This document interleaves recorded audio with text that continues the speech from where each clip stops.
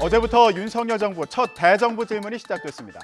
최근 지지율이 하락한 것과 관련한 질문은 피하기 어려웠는데요.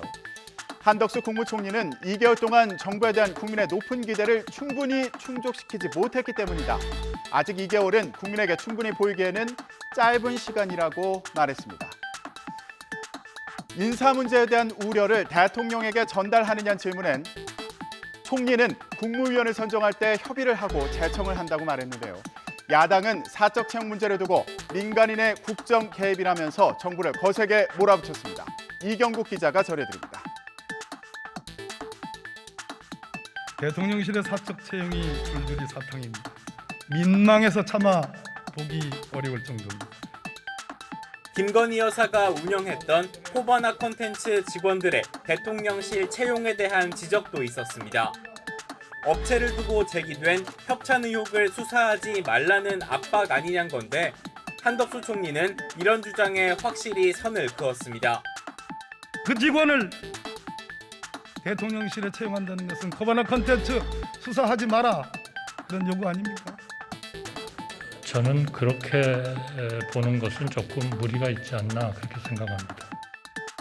윤 대통령의 친인척이나 지인의 자녀들이 대통령실에 채용된 것을 두고도 국민 눈높이에 맞지 않는다는 야당의 질타가 이어졌습니다. 관련 논란을 민간인의 국정 개입으로 규정하고 전수조사까지 요구했습니다. 공무원 시험 합격은 권성동, 대통령실 합격은 윤석열, 이런 패러디가 본물을 이루고 있습니다. 대통령실의 전수조사가 필요합니다. 하지만 한덕수 총리는 야당이 제기한 사적 채용 주장을 조목조목 반박했습니다. 별정직 공무원의 채용은 일반적인 경우와 다르다고 꼬집으며 이전 정부도 비슷했다는 취지의 언급으로 맞불을 놨습니다. 비서관과 비서 등 보조 업무를 수행하거나 특정한 업무를 수행하는 사람은 특수한 절차를 밟아 채용하기 때문에 절차적으로 문제가 없다는 겁니다. 본인들이 하고 있는 일을 잘 감당할 수 있느냐 하는 것이 중요한 하나의 또 고려의 요소가 아닌가. 어제 대정부 질문에서는 이 전현직 법무부 장관의 공방도 주목을 받았습니다. 박범계 의원은 공직자 인사검증과 검찰 인사를 두고 한동훈 장관이 왕중왕 1인 지배를 하고 있다고 비판했고요. 한 장관은 박 의원이야말로 장관 시절에 검찰총장을 패싱한 인사를 했다며 맞섰습니다. 박기환 기자가 전해드립니다. 한동훈 법무부 장관 나오죠.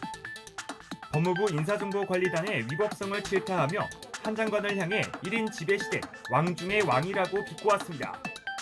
짧은 시간 3차례나 불러내 기선 제압에 나섰습니다. 국무총리를 검증하고 대통령 비서실장을 검증하고 대통령의 수석들을 검증할 수 있는 왕중의 왕 1인 지배 시대, 그걸 한동훈 장관이 지금 하고 있는 거예요. 한 장관도 가만히 있지는 않았습니다.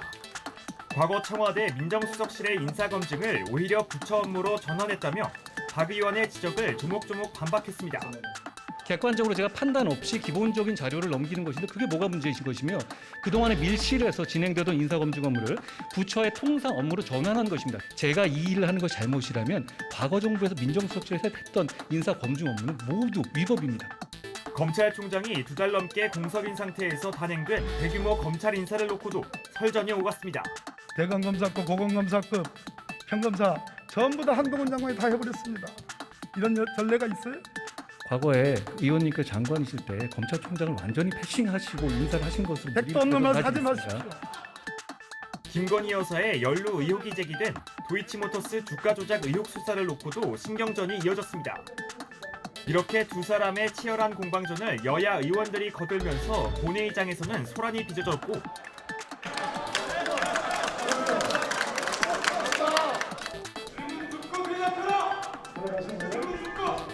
급기야 김진표 국회의장이 직접 나서 자제를 요청하기도 했습니다. 박수를 치지 않는 것이 국회의 오랜 관례이고 대정부 질문에서는 경찰국 신설 문제도 도마에 올랐습니다. 앞서 이상민 행정안전부 장관이 경찰서장 회의를 두고 하나회가 12.12 쿠데타를 일으킨 것이 이런 시작에서 비롯됐다, 이렇게 말한 것이 논란이 됐는데요. 민주당에서는 경찰회의 어디에 내란의 목적이 있냐며 비판의 목소리를 높였습니다. 민주당은 또 경찰국을 설치하는 건 수사에 개입하려는 의도라며 공세를 폈는데요.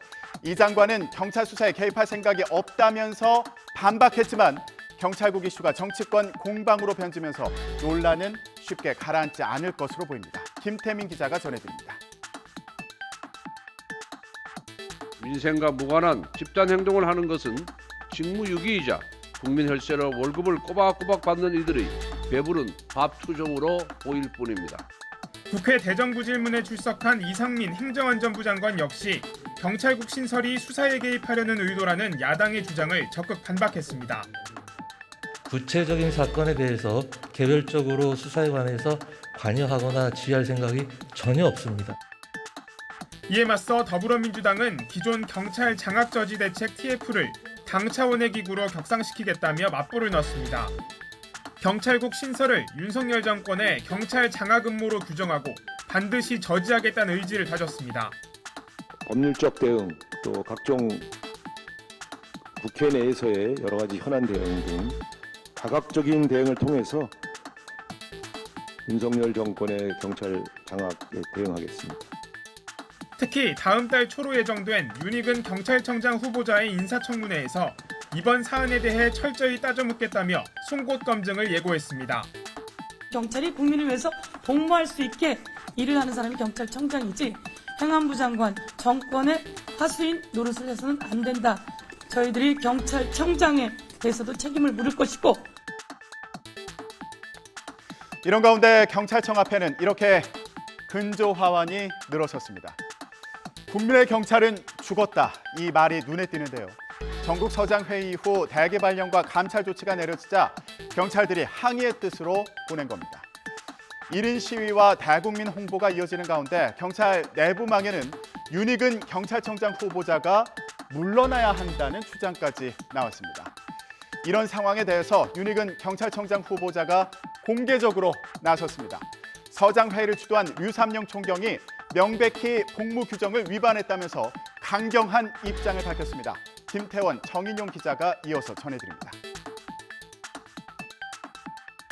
총경이 했다고 이제 인사조치라는 거는 부당하다, 많이 실망을 금할 수 없다, 이제 이렇게 판단하고 있습니다. 얘기를 하겠다 했는데 그게 갑자기 바뀐 걸 보면 그 윗선의 의견이 많이 반영된 게 아닌가. 서울역 앞에서도 경찰국 신설에 반대하는 현직 경찰들의 대국민 홍보전이 이어졌습니다. 행안부 장관님의 경찰국 신설 반대합니다.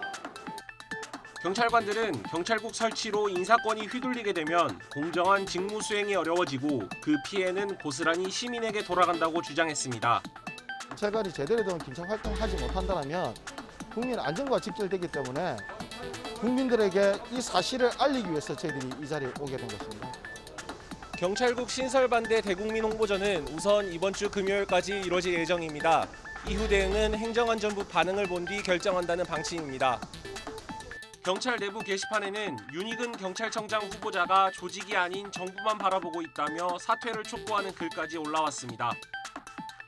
서장회의를 주도한 류 총경의 대기 발령 효력 정지 신청을 위해 법률 지원비 모금에도 나섰는데 반나절 만에 3천만 원 넘는 돈이 모였습니다. 계속해서 우리 경찰총경들이라든지 우리 동료들은 그런 탄압이 들어왔을 경우에는 저희들이 결코 간과할 수는 없고 적극적으로 더에 대해서 우리가 더 활발하게 이런 모금 활동을 더 전개해 나가려고 준비 중입니다. 윤익은 경찰청장 후보자가 퇴근길 경찰청사 로비에 섰습니다. 먼저 회의를 주도했다는 이유로 대기 발령이 내려진 유삼영 총경에 대해선 명백히 복무 규정을 위반했다고 강하게 비판했습니다. 서장회의가 진행되는 도중에 모임을 중지하고 해산하라고 두세 차례 요청했지만 거부했다는 겁니다. 청장 후보자의 그 정당한 직무 명령을 본인 스스로 판단해서 그걸 거부하고 다수의 참가자들에게 그걸 전달도 하지 않은 전국 서장회의에 이어 일선 경찰서 계장 팀장급인 경감과 경위들이 이번 주말 전국 현장 팀장 회의 소집을 예고한 데 대해서도 금지 입장을 명확히 밝혔습니다. 더 이상 국민들께 우려를 끼치는 그와 같은 행동이 있어서는 안 되겠다고 당부 말씀을 드렸고 집단 의사표시를 하는 행동은 없을 것이라 기대를 하고 그래서는 안 된다고 생각을 합니다.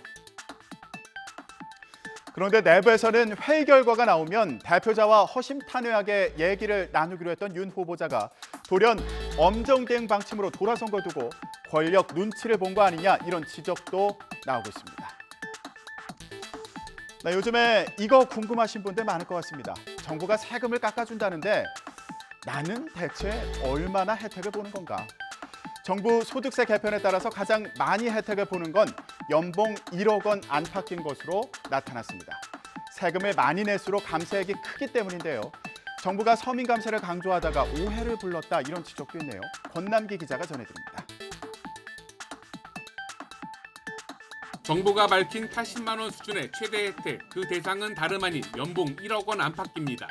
평균적으로 연봉 7,800만 원에서 1억 2천만 원 사이는 소득세 개편에 따라 최대 54만 원을 덜 내고 여기에 급식수당 비과세 확대로 연봉 8천만 원은 최대 29만 원의 혜택이 더해집니다.